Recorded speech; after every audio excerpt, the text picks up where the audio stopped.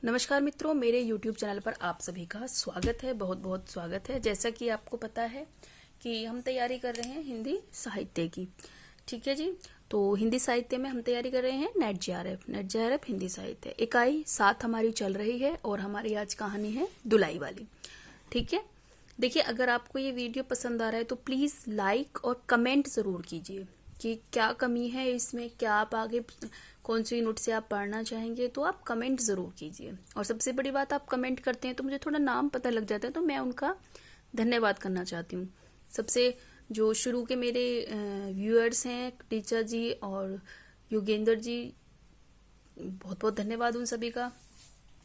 चलिए, अब हम शुरू करते हैं दुलाई वाली जो कहानी है, ये किसकी है? राजेंद्र बाला घोष की। राजेंद्र बाला घोष कौन है? जिन बंग महिला के नाम से ही प्रसिद्ध है। ठीक है। और इसका प्रकाशन वर्ष क्या है? 1907 सरस्वती पत्रिका में ये प्रकाशित है। पात्र हैं इसके वंशीधर, नवल किशोर, दोनों गहरे दोस्त हैं। ठीक है। और दूर के नाते में ममेरे भाई हैं। नवल किशोर जो है वो कट्टर देशी हैं। ठीक है। और जानकी वंशीधर की पत्नी है और सीता वंशीधर की साली है। विषय क्या है इसके? हास्य विनोद की कहानी है। ये दो दोस्तों की कहानी है। नव विवाहिता के मनोदशा का चित्रण है। नव विवाहिता के साथ हंसी मजाक किस तरह से दिखाया गया है।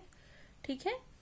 चलिए, और जो वंशीधर हैं वो बिल्कुल एक सज्जन व्यक्ति हैं, और जो नवल किशोर हैं ये कट्टर देशी और हंसी मजाक बहुत ज्यादा करने वाले हैं। और दुलाई का मतलब होता है घूंघट। वह घूंघट लिए या जिसका चेहरा दिखाई नहीं देता। ठीक है जी। चलिए, मैं आपको अपने शब्दों में थोड़ा सा इसकी कथा के बारे में आपको बता देती हूँ। ठीक है।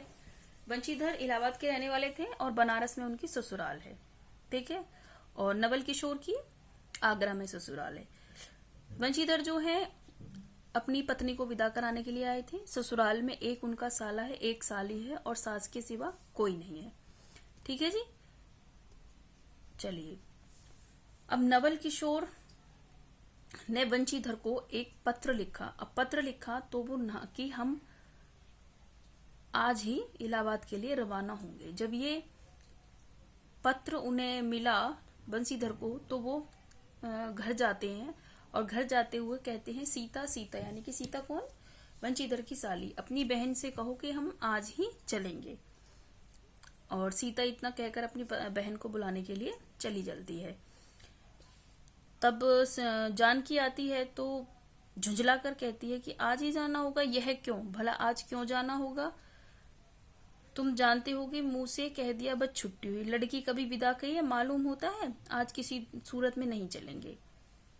ठीक है। तो इस पर वंशीधर जी कहते हैं, तुम कहती हो आज नहीं जाना है। बात यह है कि आज ही नवल किशोर कलकत्ते से आ रहे हैं और आगरे से अपनी नई बहू को भी साथ ला रहे हैं। सो उन्होंने हमें आज ही जाने के लिए इसरार किया है। हम सब लोग मुगल सराय के साथ ही इलाहाबाद चलेंगे। और उनका तार मुझे घर से निकलते ही मिला था। इसी में मैं झट से नहा धोकर आया हूँ। और तुम्हें करना ही क्या है जानकी? तुम्हें करना ही क्या है? तुम्हें सिर्फ कपड़ा वपड़ा बांध लो जो है, और घंटे भर में ये सब तैयारी हो जाएगी तो खा पी कर मैं तुम्हें विदा करने आया हूँ। तो आज की जगह, कल की जगह मैं तुम्हें आज ही ले चलूंगा। ठीक है। तो इस पर जानकी कहती है, हाँ ये बात है, नवल जो चाहे कराए। क्या एक ही गाड़ी में न जाने से दोस्ती में बट्टा लग जाएगा? अब तो किसी तरह रुकोगे नहीं, जरूर ही उनके साथ जाओगे। पर मेरे तो नाक में दम कर रखा है तुमने। मेरे तो नाक में दम आ जाएगा उनके साथ जाने में, नवल किशोर के साथ जाने में। तो इस पर वंशीधर कहते हैं कि ऐसा क्यों कहती हो भाई, ऐसे क्या है वो? तो कहते हैं, तुम्हें नहीं पता उनकी हंसी और किस्से, हंसी ठट्टा भी हमें अच्छी नहीं लगती।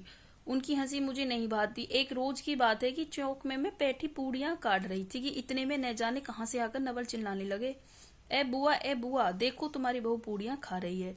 मेरे तो मारे शर्म के मर गई। और भाभी जी ने बात उड़ा दी सही। वे बोली खाने पहनने के लिए ही तो लाई हैं। पर मुझे उनकी हंसी बहुत बुरी लगी थी उस समय। बस इसी से तुम उनके साथ नहीं जाना चाहती। अच्छा चलो, मैं नवल से कह दूंगा कि यह बेचारी कभी रोटी तो खाती ही नहीं है, पूरी क्या खाएगी।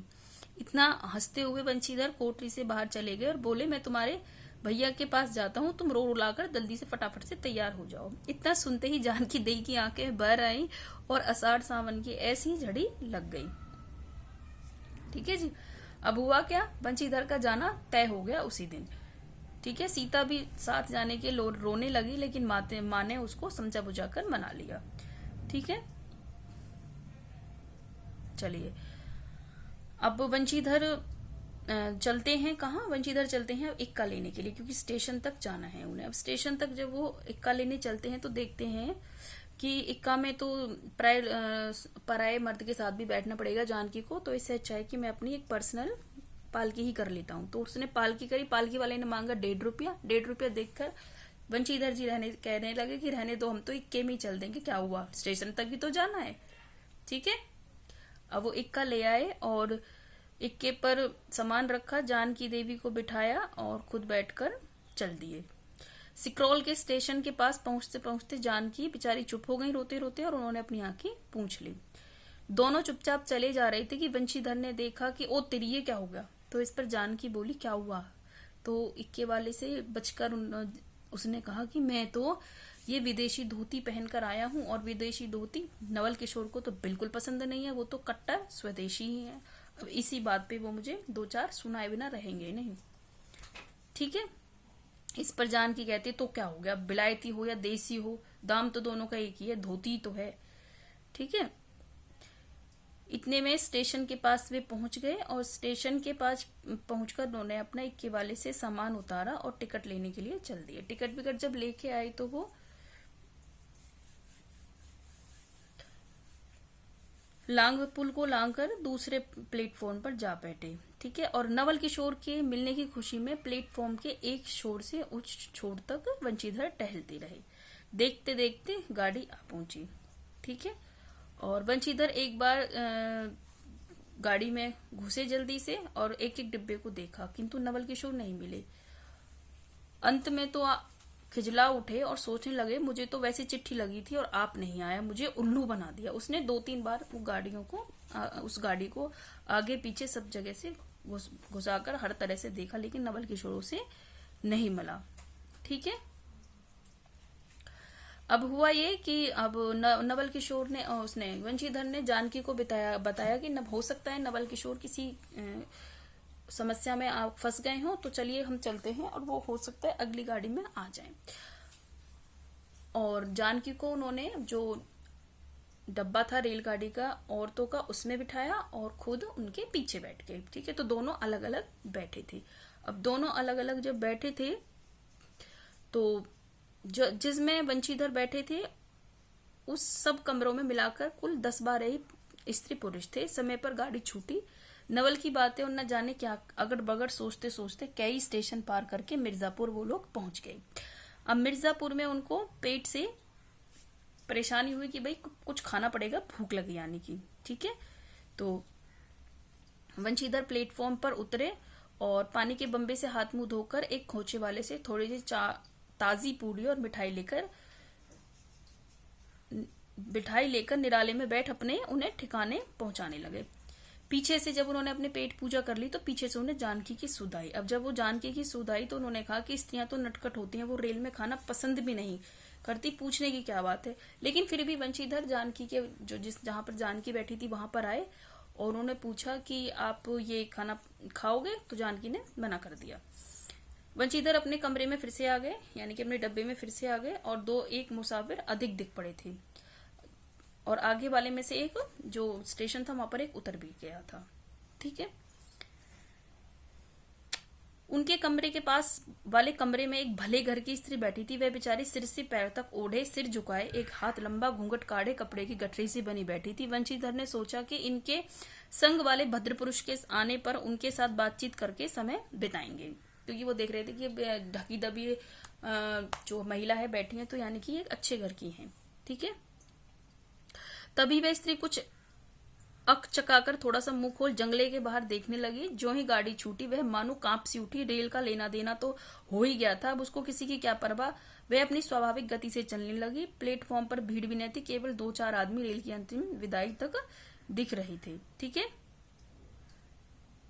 और जब तक स्टेशन दिखलाई दिया तब तक वो बाहर ही देखती ही रही, देखती रही। ठीक है। और जब वो उस डब्बे में फिर 3-4 बूढ़ी औरतें थी, तो जो बूढ़ी औरतें थी वो उससे पूछती हैं कि क्या हुआ, तुम इतनी परेशान क्यों हो। तो वो कहते हैं कि मेरे पास टिकट भी नहीं है, और जो मेरे साथ आए हैं यानी जो मेरे पति हैं वो पता नहीं कहाँ रह गए हैं, वो पीछे छूट गए हैं। ठीक है।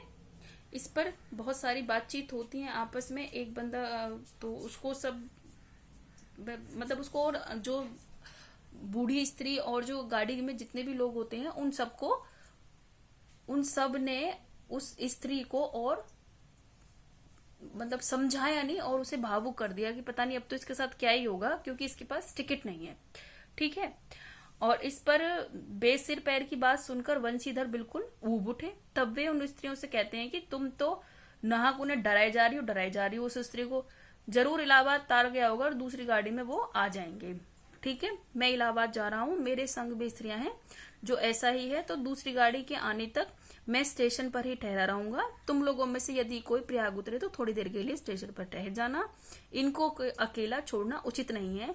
यही पता मालूम हो जाएगा, मैं इनके ठहरने के स्थान पर भी पहुंचा दूंगा। ठीक है। वंशीधर की इन बातों को सुनकर कुछ स्त्रियां तो चुप हो गईं और कहा कि चलो ये भले घर की स्त्री है, इसको आप पहुंचा देना, जहां भी ये जाएंगी इनके साथ ही रहना। ठीक है। इतने पर देखते हैं वंशीधर की उनके जो